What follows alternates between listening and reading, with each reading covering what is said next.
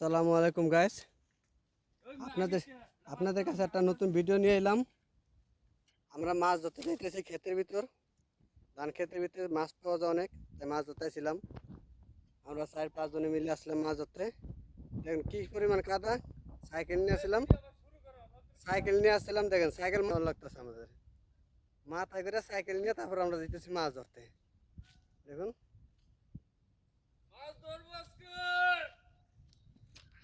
সাইকেলের ভিতরে পানির বোতল দুটো বাইন্দা লইছি। দেখুন মাথায় করে সাইকেল নিয়ে তারপর আমার লাগতেছে। আজকে আমরা মাছ ধরবো, আপনারা আমাদের সাথে থাকুন। আপনারা আমাদের সাথে থাকুন।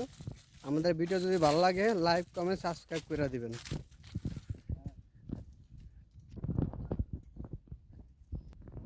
দেখুন গাইস, আপনাদেরকে কোথায় নিয়ে আসলাম আমি মাছ ধরার জন্য। জঙ্গলের ভিতর চলে আসি মাছ ধরতে।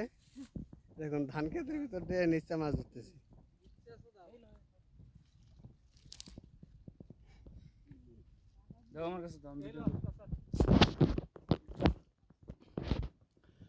হ্যালো গাইস, আসসালামু আলাইকুম। আশা করি সবাই ভালো আছেন। তো আমরা ভাই বাদার মিলে চলে আসলাম মাছ ধরার জন্য। তো আপনারা দেখতে থাকুন। এই যে আমাদের মধ্যে একটি মাছ ধরা পড়েছে। দেখুন এই অনেক বড় একটা মাছ, খলিশা মাছ। এই মাছটার নামটা কি আপনারা যদি বলতে পারেন? কি মাছ? খলিশা মাছ। দেখুন একজনে এক কথা বলছে, আমি জানি না আপনারা কি বলবেন।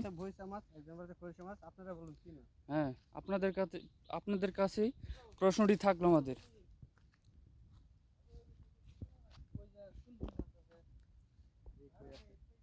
আমরা এই বাইরের ভিতরে সাইকেল নিয়ে আসছি, তারপর আবার এই যে পানি নিয়ে আসছি, কিছু লেবুর শরবত। আমরা কাইল হয়ে গেলে মাঝে মধ্যে খাবো, ঠিক আছে?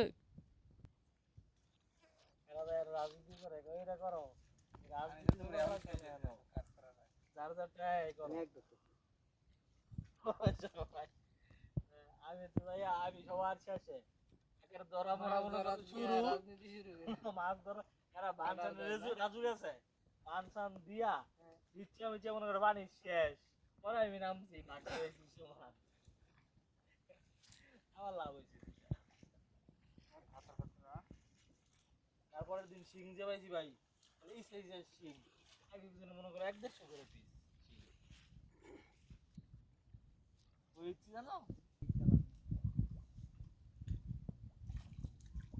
পাতলা বলবেন না, বলবেন না।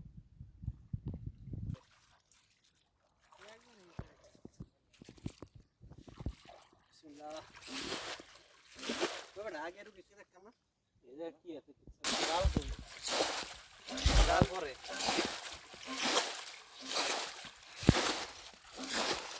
জল দেখে দেখে আসি বুঝছো না।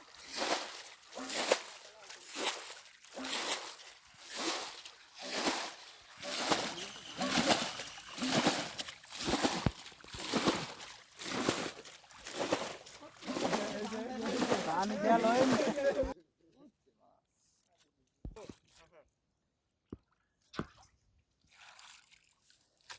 মাছ ধরলে তো জঙ্গলের ভিতরে ভালো। জঙ্গলের ভিতরে মাছ তো বেশি।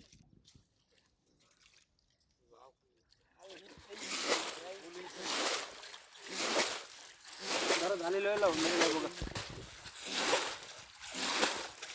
আরে মাছের মেয়ে বেশি বুদ্ধি বেশি, পানির লগে জায়গা আরে একটু ফুডা ফারা